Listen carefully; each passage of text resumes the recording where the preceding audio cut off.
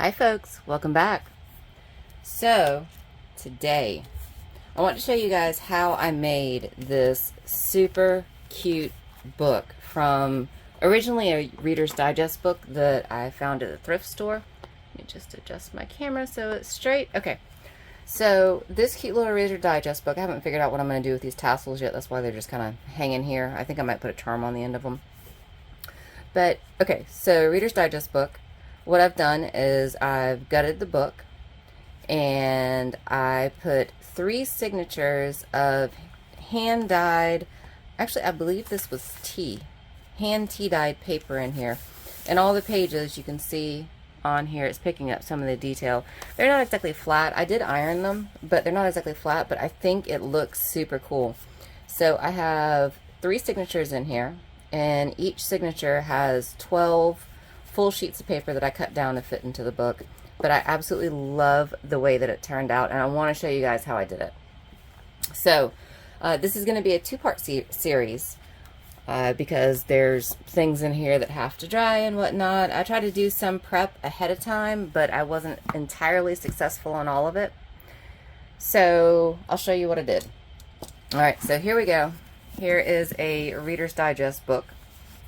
And this one actually comes with a bookmark in it. I wonder what it is. Hopefully no one's address. Definitely a phone number. Oh, somebody had surgery. I hope it went well. So, first thing that you're going to want to do, if your book has a jacket on the outside, just go ahead and take that off. I actually ended up using my jacket as a paint palette, so it actually didn't go completely unused.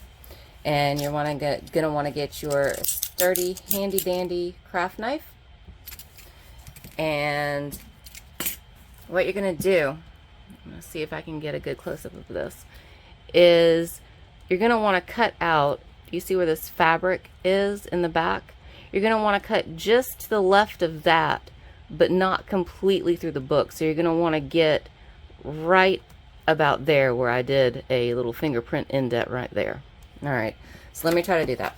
And if you do end up going through the spine itself, it's not the end of the world. There's ways to fix it, but it's definitely going to be easier if you don't. And I think I did just put a new blade on here, so I just have to be very careful. Alright, so I got my starting cut up at the top. And it's honestly easier. I've done a couple of these now. It's easier if you make several shallow cuts and then go back over it so you don't accidentally cut through the spine. Alright, so I'm just continuing to do that.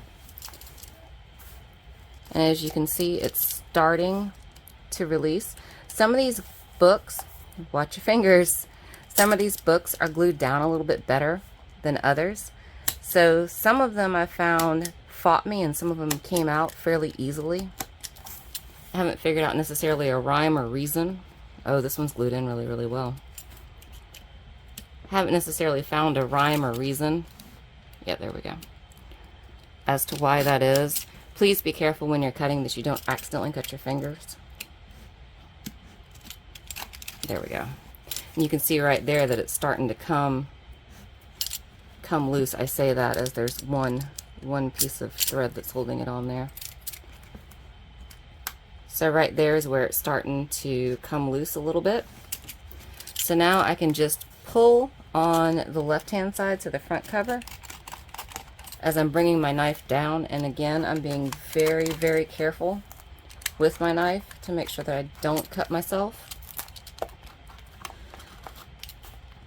And I'm moving my fingers to kind of create a wedge in here as I'm doing this, because that provides more opportunity to my knife to actually grab something.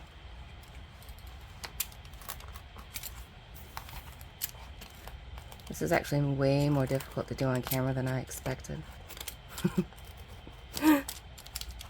Okay, here we go. We're getting close to the end. Just making a couple of shallow cuts. Okay, here we go. And we're free. Okay. So here's half of it. As you can see, what I ended up having to cut through is this fabric portion that's up on the top and the fabric portion that's down here at the bottom.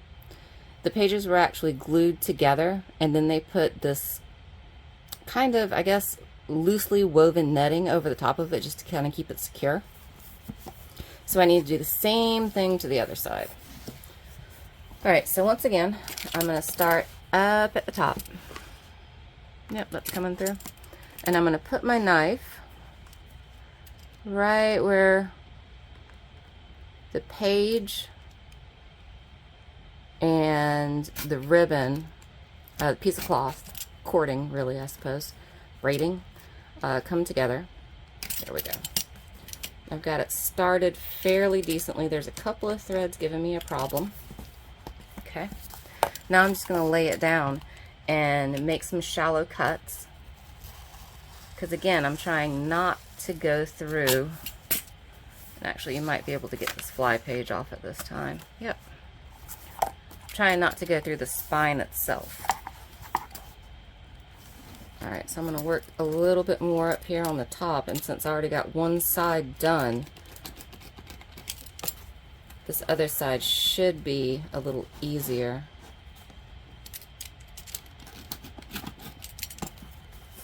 So again, I'm using my fingers as a wedge to kind of pull it apart, holding it with my left hand while I'm cutting with my right hand.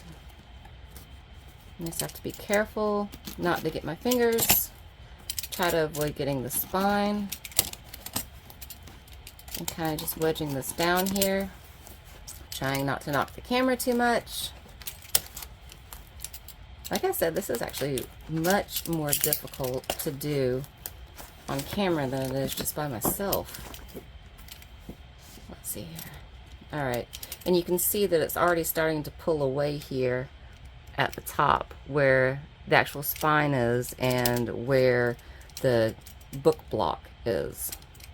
So I'm very carefully going to go down here a little bit and just kind of help it out because it already kind of wants to come out. Yep, that's almost it. And then a little bit more. There, and we're free. Okay, let's retract the blade so I don't cut myself. Alright, so this is what we're left with. We're left with this text block, which I can definitely use for other things. Some of these have pictures in them that are a little bit easier to use than just the plain old text block. This one apparently has just a lot of text in it, but that's okay. I can still use this for something else. Now, yep, this book, it's a little stinky book. So I'm going to put that to the side, and I'll end up putting it in like a Tupperware container or some kind of plastic sealable container. And I will make sure to put in some like coffee grounds and also some dryer sheets, and then I'll seal it up, put it in my garage, and hopefully that'll make it smell a little bit better than what it does now. And I'll actually do the same thing for this book cover because, yeah, it's not that great, to be perfectly honest with you. So, alright, so here we go. So now what? Alright, well here's the now what. Alright, so what we have is we have this spine here. What we need to create is we need to create something to affix our signatures to. Now you can see in this one, here's the one that I did beforehand, there's this piece of cardboard in the middle, and this isn't super thick cardboard. It's definitely heavier than cardstock. I used something that was about the thickness of the thin corrugated cardboard, so probably, I don't know, maybe about 1/8 of an inch thick. Where is my ruler? There it is.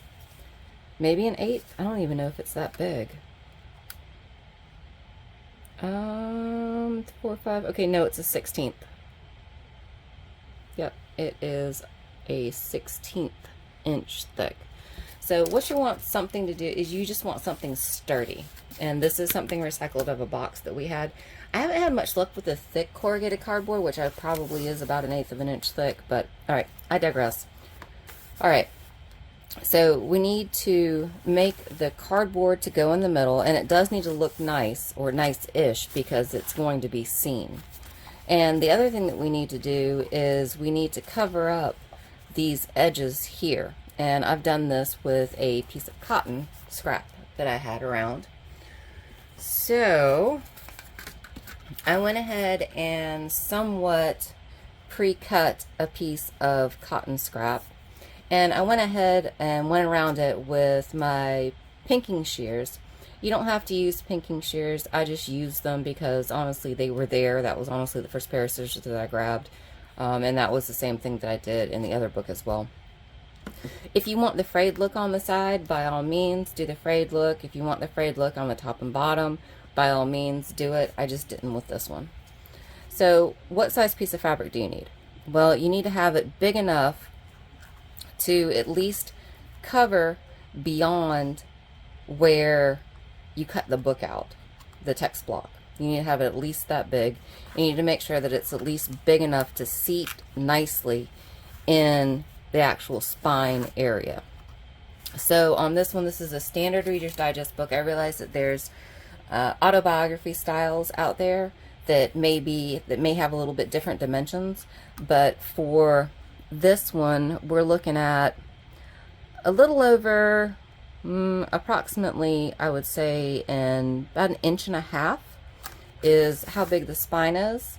So you'll need to have a little bit bigger than that, so maybe at least 1/2 inch on either side, so you're looking at maybe 2.5 inches.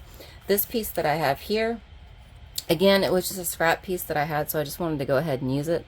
This one is about 3.5 inches, so it's about 1 inch bigger than what I actually needed, but I don't mind that at all. Alright, so as you can see, my piece is way too tall for this book. And what I want to do is I want to end this piece,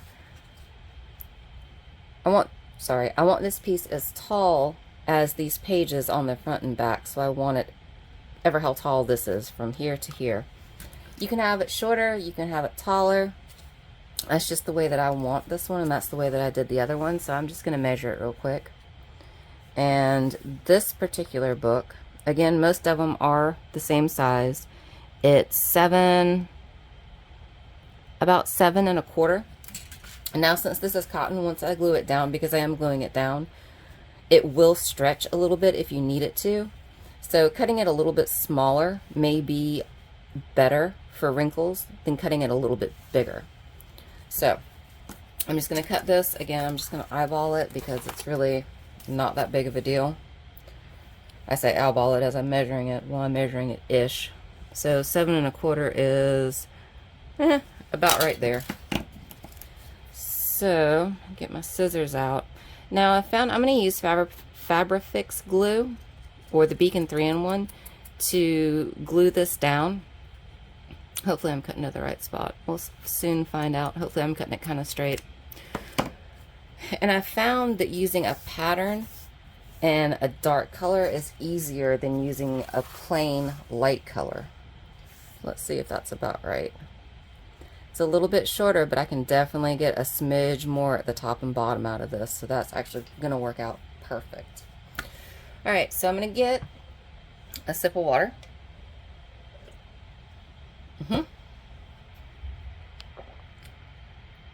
And adjust my camera that doesn't want to play nice today for whatever reason. And I'm going to get my Fabri-Tac glue. And the first thing I'm going to do is, I did have this thing on the side, so hopefully it's going to play nice with me.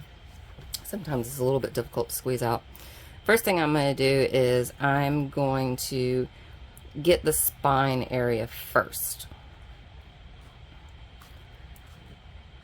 And put probably too much glue down on the spine because I want to make sure that at least the spine has a very, very, very firm bond with my piece of fabric.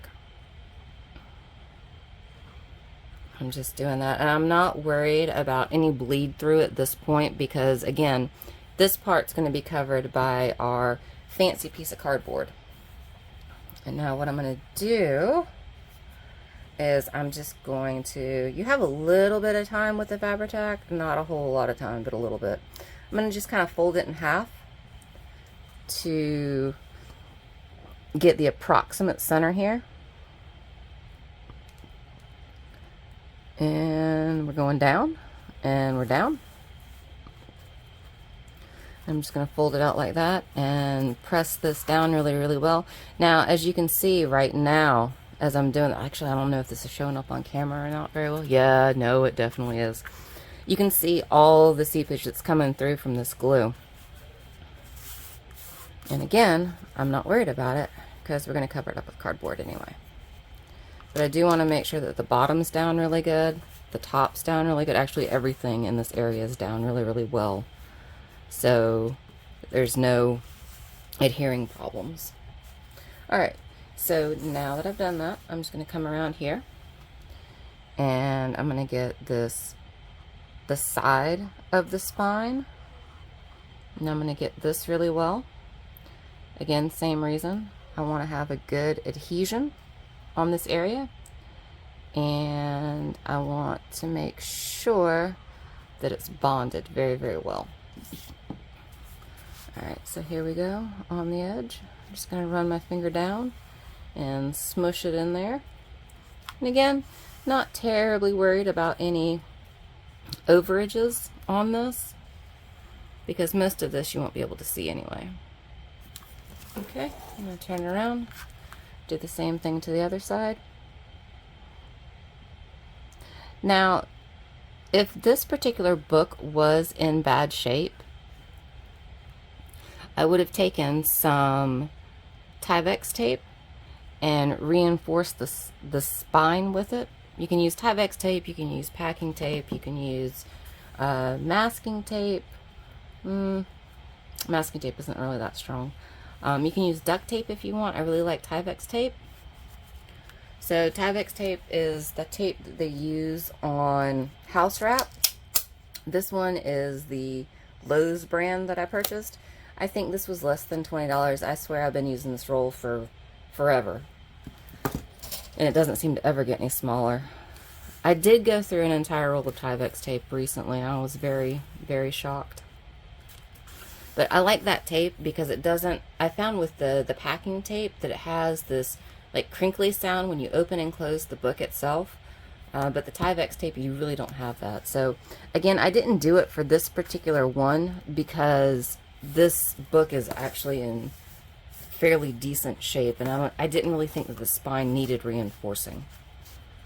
But if you do have a book that's kind of in worse shape, definitely recommend doing that. Okay, so I have the edges down. What I'm doing right now is I'm just taking my fingers and kind of rolling off the excess glue that seeped through the fabric on the sides. And you may not be able to see that very much because, again, I am using a dark colored pattern fabric. Yep, that'll work out just well. Alright, so for these flappy do edges, excuse me.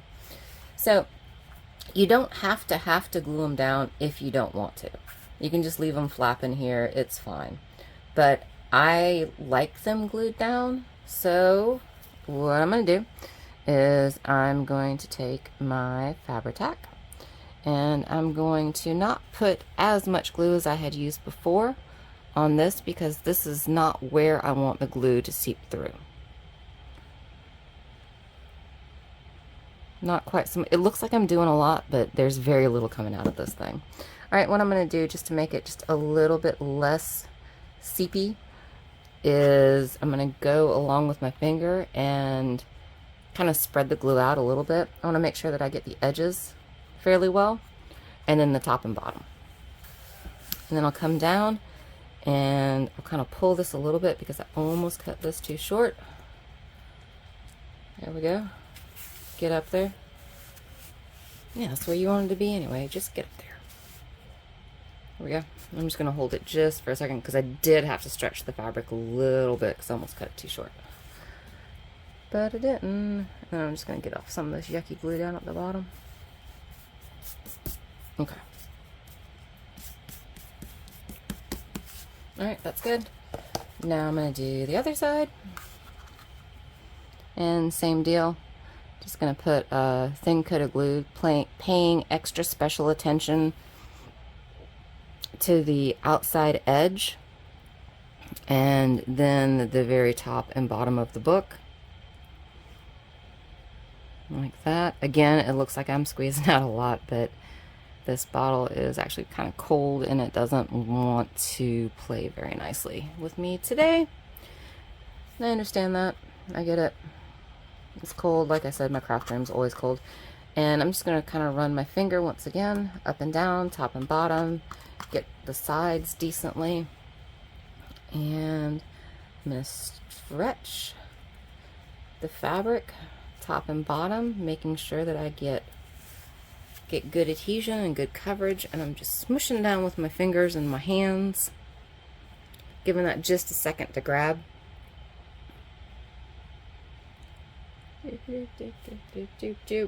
Okay, that should be good enough. Yep, that's not going anywhere. Alright, and what I'll do once this dries is I'll probably come back and clean up some of these like little glue pieces. But for right now, there we go. This is the beginning of the book, the very beginning. Alright, so while that guy's drying, let's talk about the cardboard in the center. So, this piece of cardboard and this piece of cardboard are actually the same piece of cardboard from the same box. There we go. And what I've done is I've just taken some white acrylic paint and I painted over the cardboard portion of it. And then I came back with some of apparently a paint called Rich Periwinkle. It's just the paint that I had. I have no idea where it came from. It might have come from the thrift store. I have no idea. I actually did this before I started filming the video, and it's mostly dry.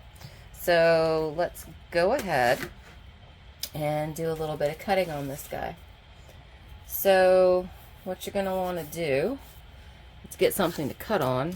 Again, using your handy dandy blade. Get something to cut on. And what I want to do, is that showing up? Kinda. Let me flip it over to the other side.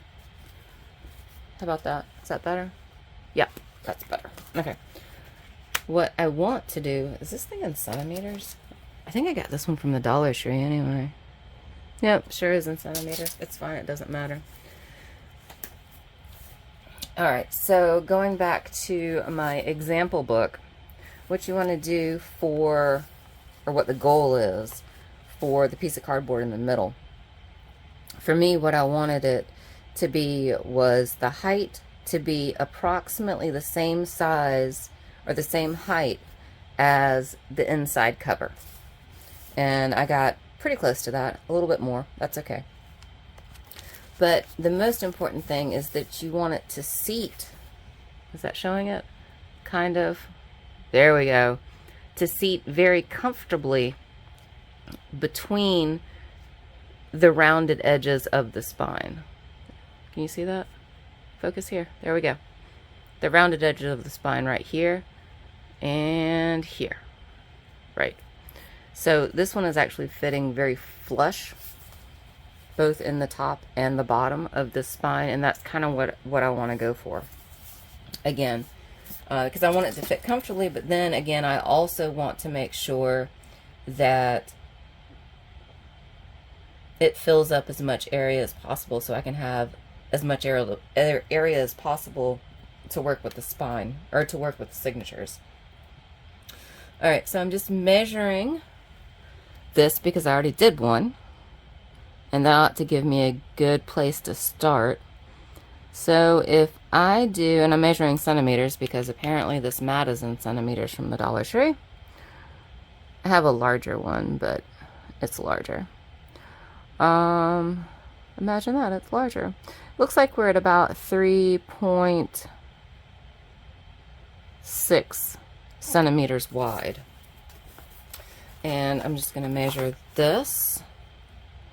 And this is going to be 18.5 centimeters tall.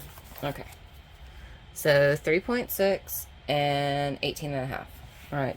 So since this thing is curved, I'm going to go ahead and just cut it off flush, because that'll make my life a heck of a lot easier.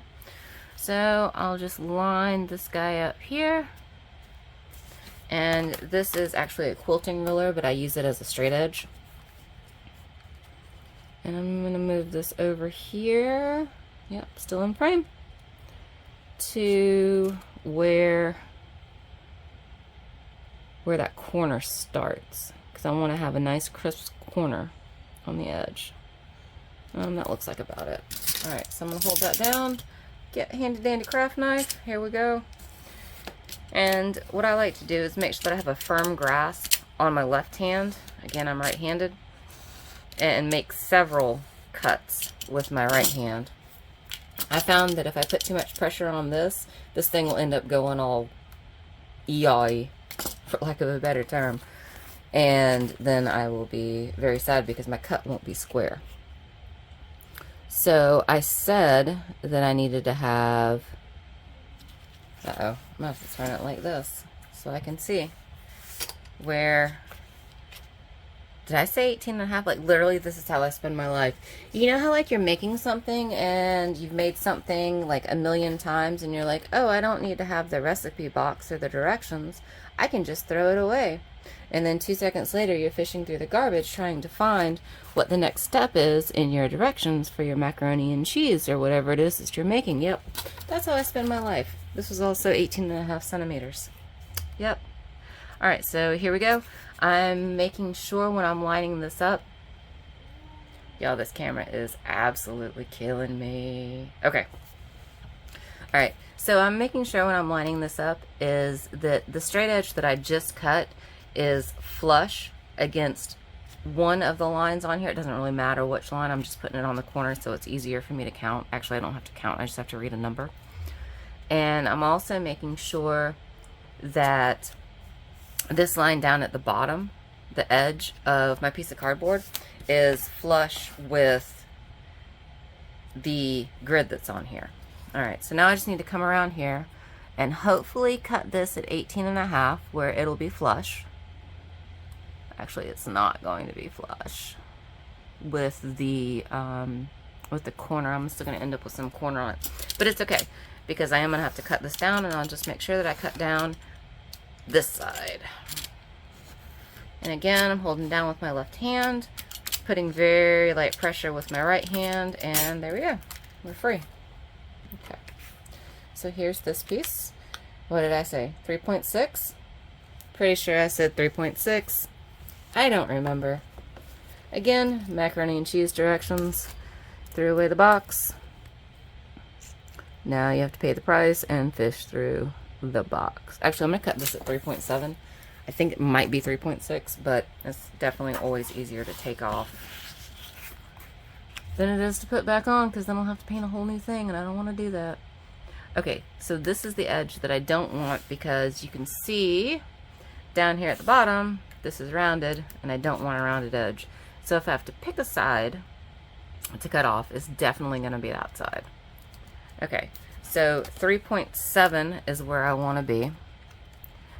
And this is showing me, actually let me back off a little bit so I can see a good line.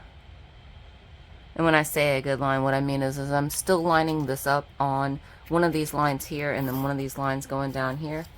But when I put my quilting square on it, I want to be able to line up the top and also line up the bottom. Alright, so that's 3.5, so I'm going to scoot it over just a smidge. Whoops. Stop moving. Stop moving. Okay. Alright, here we go. That should be about right. Alright, so here we go. Gonna take my blade, come down here. Again, making very shallow cuts. Because for me, maybe not for other people, but at least for me, when I press down too hard on the knife, it ends up making it go a little bit wonky. Okay, so here's this. Alright, so here's the piece that I cut, and now I'm going to test it. I want to see how it nests in here. Okay, and what I want it to do, and I'm trying to figure out how to show it on camera. So when I try to close the book, even if I get it in the groove in here, actually it's too big to even get in the groove. So I'm going to have to trim off a little bit. So, make some more trimming. Put this down here. Line this guy up here. And I'm going to trim off just a little. Is this the side that I cut? Nope. It's this side. It doesn't matter. I was just curious. Alright, so here's my thing. Let me move this up a smidge. Okay. Alright, so here we go. I've lined, well, I did line it and then I just moved it. I have lined this top part up with this bold line here. And I have lined up my bottom part with this bold line here. And now I'm going to very, very carefully move my, well, essentially it's just a ruler onto here. And I'm going to cut off. Of course, I do pick the ruler that has the most wear down here at the bottom when I'm trying to line it up. What I'm lining up is I'm lining up this dashed line across this number 7 line up here at the top, and then I'm doing the same thing down here. I'm aligning it with this bold line here. So now I'm going to cut off this little tiny smidge right here, which would probably put me back at 3.5. And again, I'm letting the knife do most of the work. Almost through. That should be it. Let's see. Nope. A little bit more. There we go. Alright, so I've shaved off this tiny, tiny bit. Alright, so let's check it. Using the guess and check method. I guess this will work. Let me check it. Do you guys remember doing that in math class? I always hated the guess and check or the guess and test method. It was super annoying to me. Alright, so this fits, but it's not flush against the spine itself, and the book is actually having some difficulty closing. So I think I'm going to trim off a smidge more. I still haven't figured out what measurement is exactly a smidge. It's some. It's not a lot. It's some. Alright, again, align top and bottom. And I'm going to bring in my ruler, top and bottom, top and side. That's what you're trying to align, or at least that's what I'm trying to align. And I could have done this a little bit better, and when I say do this a little bit better, I mean I could have done a better job at measuring the thing. You know what, that thing wants to stick. Why don't I cut it on this side? Why am I fighting with it? I'll put this guy up here, aligning here to make sure that I retain a rectangular shape. Hopefully putting this, oh yeah, that was much better. Why didn't I do that from the beginning? That side wants to stick, that side wants to slip. Let them do what they want to do. Alright, so now I'm going to align this at the 0.5. I'm going to end up shaving off about the same amount. Ooh, yeah, did you guys see that? Because it definitely slipped. I was definitely pressing too hard. Alright, that seems to look about right. And you don't have to do this with a craft knife. You can also do this with scissors. Maybe even a guillotine. And that's... How much did I shave off this time? This much. This much. Basically nothing. Again, it's easier to put some, take some off than it is to put some back on. Ooh, I'm almost there. Now, there's definitely easier ways to do this, and when I say easier ways to do this is measure the correct amount on the first time. But apparently that's not how I live my life, and I have to do it at least 3 times to get it right, because that's where I am today. But it's fine. You know what? It's always a good day when you get to do some crafting. Regardless of how your project turns out, regardless of whatever you had to deal with to get your project to act right.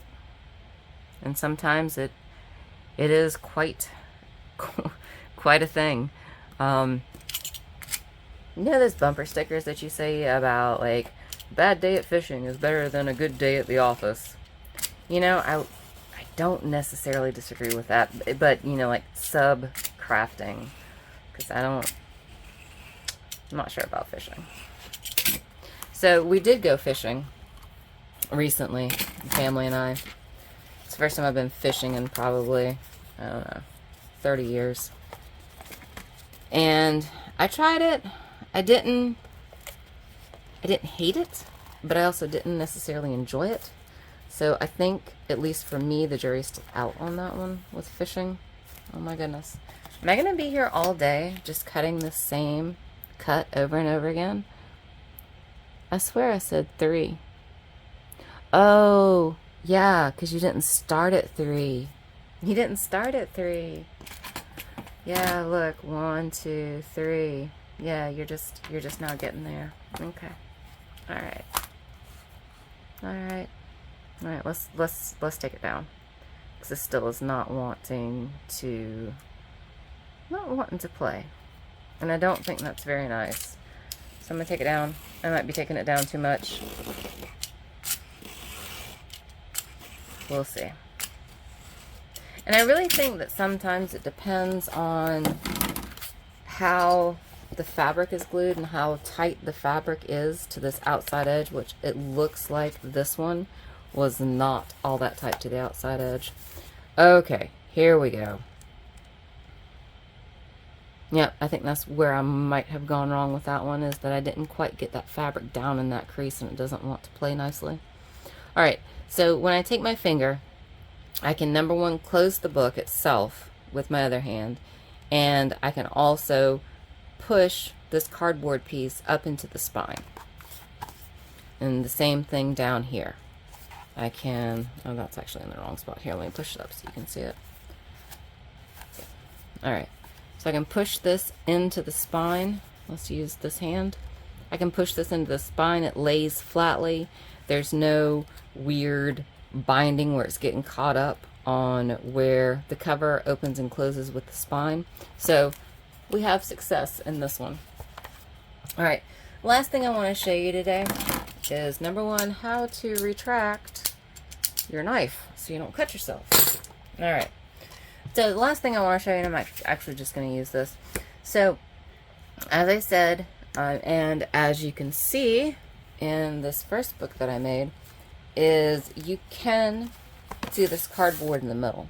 And while I think this would be fine, what I would really like to do in these last few minutes is make that look a little prettier. So what I've decided to do is take the stencil that has all my little trimmings on it right now. And this is a pineapple. You can't really see it, but it's a pineapple.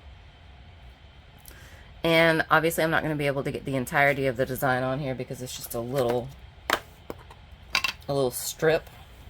But what I'm going to do is I'm going to take my vintage photo, and I'm going to take my dollar store makeup brush, and I'm just going to come over the top of this with my vintage photo and my makeup brush. Hopefully it's showing something through. Yeah, cool. And I'm going to just rub over this. Again, they're not really going to be able to tell that this is a pineapple, but this is just going to add some extra little interest to the cardboard in the back. I'm going to come over here with my hand so I can hold it. Do you have to do this? Absolutely not. Could you do this with paint? Probably. I'm not that brave. I've never found a good harmony with painting with stencils. I just haven't. Apparently this is my jam, so this is how I'm living my life. Okay, so that's how it ends up. Actually, for some reason, and maybe it'll change once it dries, it looks kind of shiny. Is that actually showing up on there as being shiny? Ooh, it is. Yeah, you see that? Weird, right? Maybe it'll dry. I don't know. I hope it doesn't dry like that. Or I hope it does dry like that. Okay, so the last thing that I want to do, and I can't find my other stuff, but this is a new one that I haven't used yet. Last thing I want to do is, okay, I don't have to take off the top, is I want to do something with this, there we go, with the raw edge, there we go, of this cardboard, because you can definitely see that. Now on this one that I already did, I just painted it with the same color. But this one I didn't, because you guys just saw me cut that on camera and it looks kind of like boo. So what I'm going to do is I'm going to take some of my Craft Smart Premium Wax Metallic Finish. This one's silver. And I'm just going to take my finger and rub it in here a little bit. Get a little bit on my finger. And I'm just going to go over this and just kind of smush some of that on there. Now I'm not worried about the sides because the sides are going to be covered up by the book cover, the front and back covers. So I'm not really worried about that. But I do want to get a good coating on here. And this is more of a paste than anything else. If you haven't used this, it's kind of like, I don't even know. It's kind of like a thick, super thick glue. So it goes on really, really easily. But it can build up a bulk.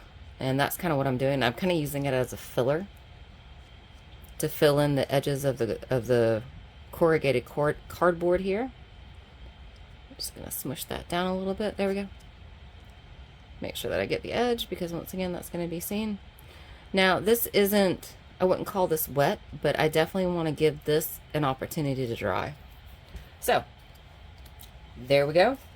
All right, folks, next week, next Tuesday, we'll do part 2, where we'll do the pages, and we'll go ahead and punch this cardboard, create some signatures, and go ahead and get our new signatures in our book. Thanks for watching, guys. Bye.